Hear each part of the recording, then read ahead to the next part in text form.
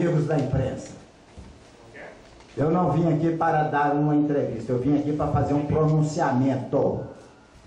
É muito importante que os fatos que rolaram ao longo dessa semana sejam esclarecidos em um pronunciamento, e dentro desse pronunciamento, se tiver algum ponto que possa ser esclarecido por mim, eu vou fazer questão de esclarecer. Vocês sabem que eu sou daqueles que nunca nega uma entrevista a vocês, mas agora vocês me permitam que eu faça o meu pronunciamento, porque o meu nome e os fatos foram divulgados com muitas mentiras, com muitas falsidades ao longo do tempo. Aí eu fiquei calado, mas agora eu quero dar uma versão também dos fatos, versão essa que brota da mais pura,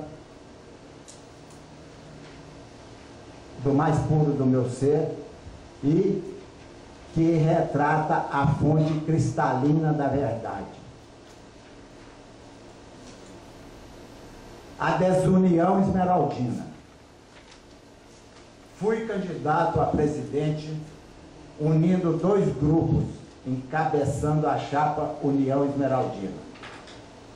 Nosso projeto era único e exclusivamente elevar o conceito e o nome do Goiás no cenário desportivo nacional e internacional, coisas que eu sempre repeti aqui para vocês.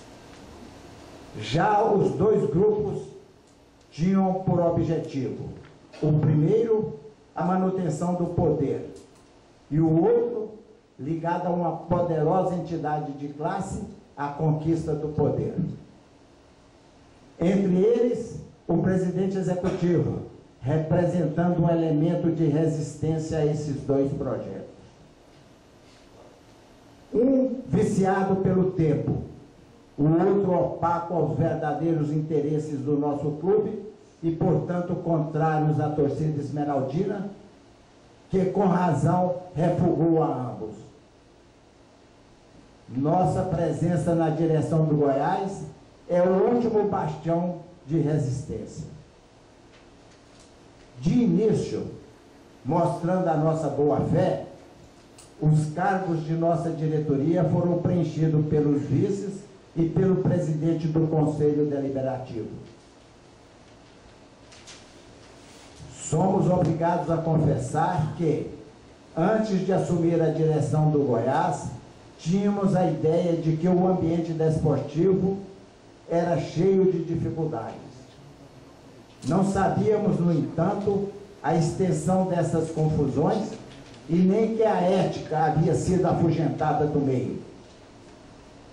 Fomos pegos de surpresa pelo comportamento de certas pessoas que são sedentas de poder.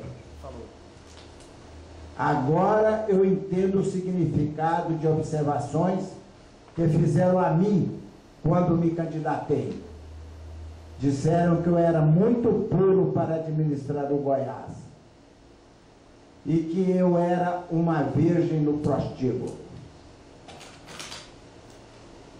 Seguindo o lema que a defesa melhor é o ataque, nos rotulam de conduzir uma administração aloprada. E com honestidade, pelo que estamos vendo, é coisa rara nos tempos atuais, nossas ações e intenções podem parecer loucura, uma coisa realmente aloprada. Será que quem assina um contrato tão prejudicial ao Goiás como o da Lupe pode criticar nossa administração? Ainda está nebulosa a explicação do destino dos 21 milhões da venda de Wellington e mais o adiantamento pelo clube dos 3 últimos meses de 2011, feito a administração que nos precedeu. Ou seja, é 2008 aí, desde 2011. Sim. É 2008. Em 2008, a administração que nos precedeu já é mais uma explicação disso. recebeu o adiantamento dos 3 últimos meses do contrato que venceria em 2011. Dela recebemos uma herança maldita, dívidas, folhas de pagamento inchada e atrasadas, bichos, prêmios e luvas também atrasadas. Vale lembrar que essas contas foram aprovadas com ressalvas pelo Conselho Fiscal.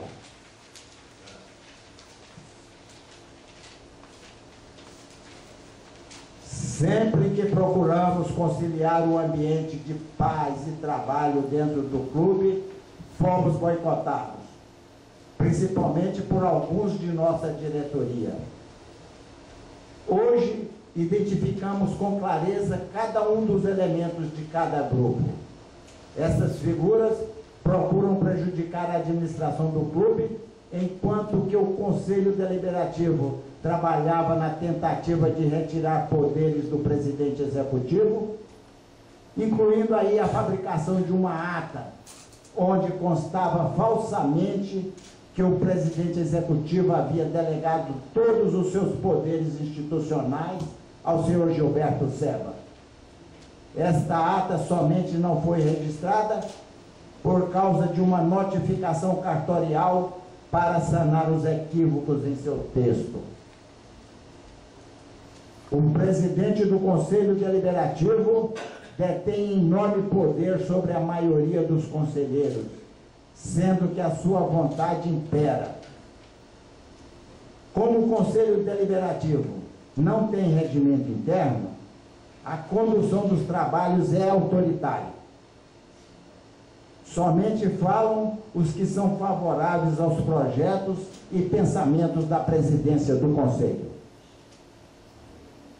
Na última terça-feira, esse Conselho vetou a venda do atleta Rafael Tolói, mesmo sabendo que essa negociação poderia sanar as pendências financeiras do clube e, ainda mais, proporcionaria condições de contratação de reforços para o atual campeonato.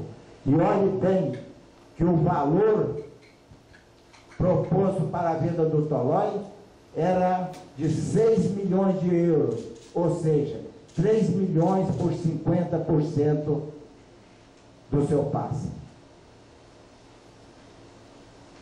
Levando tudo isso em conta, o bom senso nos faz acreditar que esta decisão foi uma forma de boicote direto à atual administração.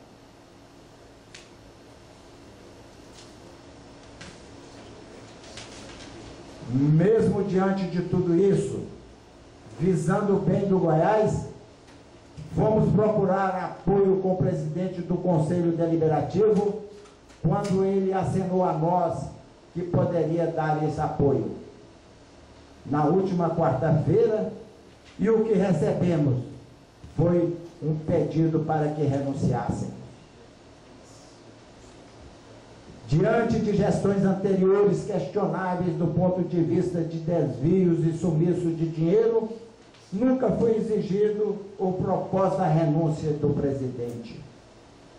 Porque agora, com uma administração transparente, que jamais deixou dúvida sobre sua honestidade, pedem a renúncia do seu presidente executivo. Talvez a nossa forma honesta de administrar esteja em conflitos com aqueles que querem tirar proveito do Goiás. Após montarem um time que não conseguiu se classificar para o final do campeonato goiano, o clube foi abandonado, deixando o elenco inchado após inúmeras contratações de atletas que não foram aproveitados.